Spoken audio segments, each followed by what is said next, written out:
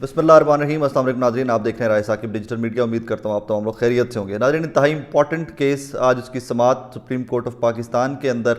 क्या पंजाब में 90 रोज़ के अंदर इलेक्शन हो रहे हैं? 14 मई को इलेक्शन हो रहे हैं? तो जवाब है जी नहीं, इलेक्शन नहीं हो रहे। मैं पहले दिन का कह रहा था कि जब से सुप्रीम कोर्ट की समाअत में लचक और समाज पंचायत वाला निज़ाम आया था, मैं तब से कह रहा था कि भाईजान कहानी ख़त्म हो गई है, अब और लेवल पे गेम खेली जा रही है एंड एवरीथिंग। मैं इस पे किसी पे इल्ज़ाम नहीं लगा रहा या किसी के ख़िलाफ़ नहीं हूँ, लेकिन मैं थोड़ा सा हर्ट ज़रूर हूँ। ये मेरी ज़ाती राय है, मैं इसके ऊपर मुझे इजाज़त दीजिए अपनी ज़ाती राय कैरी करने की कि मैं आइन और कानून की बात करने वाला इंसान हूँ। जब supreme court of Pakistan panchayat court of Pakistan बन गई है, पंचायत ऑफ पाकिस्तान बन गई है, तो उसमें आके मुझे थोड़ा सा दुख हुआ है। उसमें आके आइन और कानून बड़ा वाज़ेह था। 90 रोज़ के अंदर इलेक्शन, जब कोई असम्बली डिज़ोल्व हो जाए, जो इलेक्शन नहीं करवाते, आपके पास अल्लाह पाक ने आपको ताकत दे रखी थी सुप्रीम कोर्ट ऑफ पाकिस्तान को, जस्टिस बंदयाल को, कि आप उसके ऊपर फैसला दे सकते थे। लेकिन कल इरफान कादिर साहब मेरे शो में मेहमान थे, तो according to him supreme court एक बंद कली में चली गई हुई है और इनको रास्ता नहीं मिल रहा अब कि हमने जाना किस तरफ है। यही वजह है कि ये अब टकरे मार रहे हैं और आने वाले दिनों में उन्होंने बड़ी ख़तरनाक बात की। उन्होंने कहा जी आने वाले दिनों में अगर चीफ जस्टिस साहब का यही रवैया रहता है तो आने वाले दिनों में ये मिसकंडक्ट की प्रोसीडिंग्स फेस करेंगे और ये फारिग भी हो सकते हैं सुप्रीम कोर्ट ऑफ पाकिस्तान से, इरफान कादिर साहब के बकौल। अब आज की प्रोसीडिंग के ऊपर आ जाते हैं कि आज की प्रोसीडिंग के अंदर भी चीफ जस्टिस जो हैं उन्होंने मुज़ाकरात की बात की। उधर से शाह महमूद कुरैशी साहब ने भी मुज़ाकरात की बात की, उधर से अटॉर्नी जनरल ऑफ पाकिस्तान ने भी मुज़ाकरात की बात की और फ़ारूक एच नाइक साहब ने भी मुज़ाकरात की बात की। लगता ये है कि सब एक पेज पे फाइनली पहुंच चुके हैं। अब एक पेज की कहानी, मेरा पर्सनल ओपिनियन क्या है मैंने आपको पहले बता दिया कि 90 रोज़ से ऊपर इलेक्शन गए हैं। आप आइन और कानून के मुताबिक फैसला दे देते, फैसला माना जाता या ना माना जाता, कम से कम तारीख में ये ज़रूर लिखा जाता कि जस्टिस बंदयाल ने आइन और कानून के लिए, उसकी बालादस्ती के लिए फ़ैसला दिया था। माना जाता या नहीं माना जाता, कम से कम ये लोगों के चेहरे तारीख में तो अयां रहते, इनमें तारीख तो इनको याद रखती कि इन्होंने सुप्रीम कोर्ट का हुक्म मानने से इनकार कर दिया था और आइन और कानून को भी मानने से इनकार कर दिया था। कम से कम ये तारीख में इस तरह याद तो रखे जाते। आगे चलिए तो अगली कहानी ये है कि पाकिस्तान तहरीक इंसाफ की स्ट्रैटेजी जो है, राइट लेफ्ट दो इसके हमेशा हर चीज़ के एंगल होते हैं, मैं दोनों एंगल्स आपके सामने रख देता हूँ। शायद तहरीक इंसाफ का पहला एंगल ये जो पॉजिटिव चीज़ है कि तहरीक इंसाफ चाहती है कि हम कोई भी उज़र ना छोड़ें, हम कोई भी चीज़ इस तरह की ना छोड़ें इनके लिए कि जिसको ये इस्तेमाल कर सकें। देखें जी, हम तो मुज़ाकरात की तरफ जाना चाहते थे, ये लोग मुज़ाकरात की तरफ नहीं गए, ये सिस्टम को डीरेल करना चाहते हैं, ये सिस्टम को ऑफ ट्रैक करना चाहते हैं, ये चाहते हैं कि सिस्टम कलैप्स कर जाए, डेमोक्रेटिक सिस्टम कलैप्स कर जाए और गैर जमहूरी ताकतें जो हैं वो पाकिस्तान में इक़्तिदार पर काबिज़ हो जाएं। एक एंगल तो ये हो सकता है कि अगर तहरीक इंसाफ इनकार करती है तो हुकूमत ये स्टेटमेंट दे सकती है।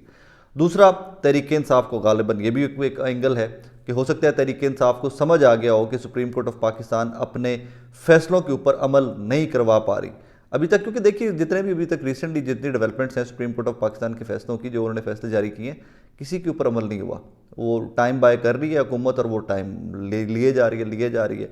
तो शायद इसका दूसरा एंगल ये हो सकता है कि तहरीक इंसाफ की अंडरस्टैंडिंग ये हो, या इनके जो करता धरता लोग हैं उन सब ने ये स्मेल कर लिया हो कि टाइम बाइंग स्ट्रैटेजी के ऊपर हुकूमत टाइम लेती जा रही है और सुप्रीम कोर्ट ऑफ पाकिस्तान को कुछ समझ नहीं आ रहा इस टाइम के ऊपर कि क्या करना है। तो हम इस खेल में से ज़्यादा वो before it gets too dirty, हम इस खेल में से थोड़ा सा साइड पर हो जाएं, हम बॉल हुकूमत की कोर्ट में फेंक दें कि भाईजान आइए मुज़ाकरात करते हैं, बैठकर बात करते हैं। और मेरी ज़ाती राय ये है कि ये दो एंगल इसके बज़ाहिर निकल सकते हैं, लेकिन मैं ज़्यादा मुत्तफिक सेकंड वाले पार्ट पे हूँ पर्सनल ओपिनियन में कि supreme court is stuck at this time के पार्लियामान ने पुश बैक कर दिया उनको इस हद तक कि अब कहानी उनके कंट्रोल से बाहर होती जा रही है। कैसे पुश बैक कर दिया, मैं उसकी मिसालें आपको चंद दे देता हूँ। तौहीन पार्लिमान नई टर्म हमने सीखी अभी रिसेंटली। उसके बाद कोई बंदा पार्लियामान को डिक्टेट नहीं कर सकता, कोई बंदा पार्लियामेंटेरियंस को गालियां नहीं दे सकता, कोई बंदा हमें हुक्म नहीं दे सकता। ये सब कुछ पार्लियामेंट के अंदर स्पीचेस में हो रहा था चीफ जस्टिस ऑफ पाकिस्तान और इस बेंच को मुखातिब करके।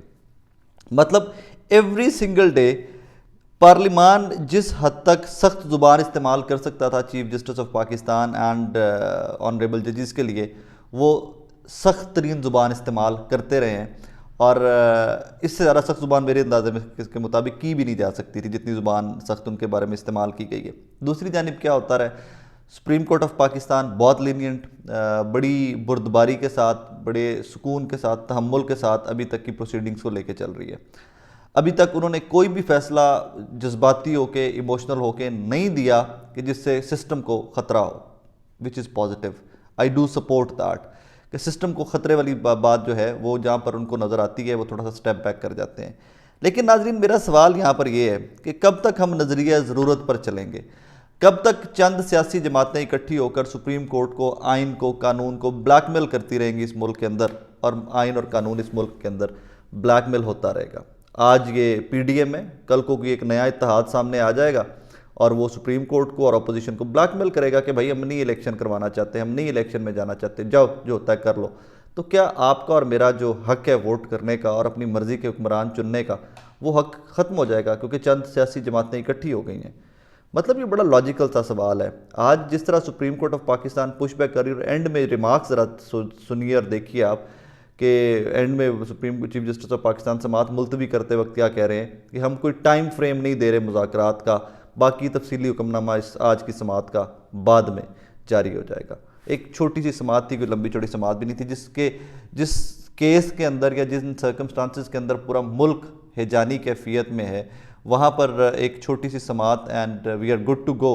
एंड मैं तनकीद नहीं कर रहा, मैं I am just hurt, I will be very honest with you, I am just hurt कि आप सिंपली ये कह देते ना, तहरीक इंसाफ को भी शाह महमूद कुरैशी साहब को, इसमें मेरी पर्सनल ओपिनियन के अंदर आपको क्या ज़रूरत है बार बार कहने की कि हम मुज़ाकरात के लिए रेडी हैं? वो आपको नहीं मुंह लगा रहे भाई, वो कुरैशी साहब वो नहीं बैठना चाहते वो आपके साथ, वो बार बार कह रहे हैं कि जी आप लोग आमिराना सोच के मालिक हो, इमरान खान ये है, इमरान खान वो है, हम इसके साथ नहीं बैठेंगे। आप इमरान खान को रिप्रेजेंट कर रहे हो कुरैशी साहब, अब पर्सनल कोई आपका वेटेज इतना नहीं है कि वो आपके साथ पीडीएम बैठकर मुज़ाकरात करेगी, वो इमरान खान के नुमाइंदे के साथ मुज़ाकरात कर रही है। और अगर वो आपके साथ बैठना भी नहीं चाहते तो हैव सम सेल्फ रिस्पेक्ट यार, वेट तो करते, कह रहे सुप्रीम कोर्ट को जी आप फैसला दे दीजिए जो आपको बेहतर लगता है। तारीख में तो कुरैशी साहब ये याद रखा जाता कि क्या हुआ था इस मुल्क के अंदर 2023 के अंदर, क्या हुआ था 2022 के अंदर, कैसे रिजीम चेंज हुआ था, कैसे पार्लियामान ने सुप्रीम कोर्ट को गालियां दी थी, कैसे उसी सुप्रीम कोर्ट के फैसले मानने से इनकार कर दिया था।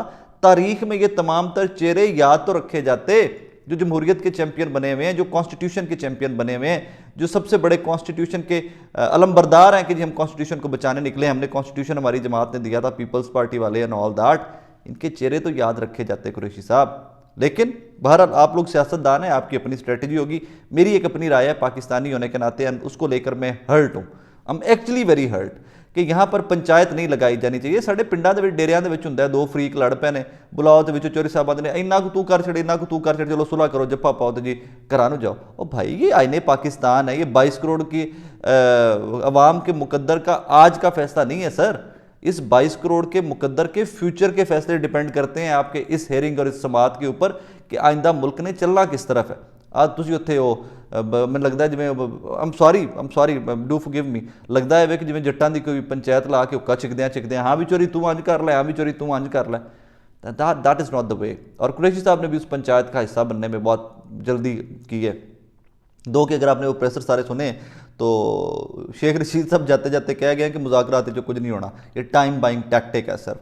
बहरहाल सियासी जमातों की अपनी स्ट्रैटेजीज़ होती हैं, हमसे बहुत ज़्यादा बेहतर ब्रेन्स उनके पास होते हैं जो उनको एडवाइस करते हैं। लेकिन मैं एंड में आके I would be very honest with you guys कि मैं एक चीज़ के ऊपर तहरीक इंसाफ को खुल के सपोर्ट करता रहा हूँ इलेक्शन वाली सारे क्राइसिस के अंदर कि भाई उनकी डिमांड बहुत आइनी है और मैं उसी आइनी डिमांड को आज भी सपोर्ट करूँगा। बाकी सियासतदान हैं, इनके अपने लेने देने होते हैं मामलात कि 90 रोज़ के अंदर इलेक्शन, और इलेक्शन 90 रोज़ से अगर ऊपर गए हैं तो भाईजान जो ज़िम्मेदारान हैं उनके लिए सज़ा होनी चाहिए। बहरहाल अपना बहुत सारा ख्याल रखिएगा, इस मुल्क को दुआ में याद रखा करें।